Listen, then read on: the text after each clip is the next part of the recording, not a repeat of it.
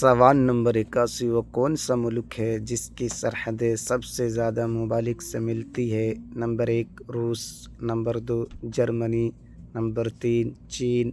10, 9, 8, 7, 6, 5, 4, 3, 2, 1. दोस्तों सही जवाब है चीन। सवाल नंबर 82। वो कौन से नबी है जिनको ज़बीहुल्लाह कहा जाता है? नंबर 1 इस्माइल अलैहिस्सलाम, नंबर 2 इसहाक़ अलैहिस्सलाम, नंबर 3 याकूब अलैहिस्सलाम।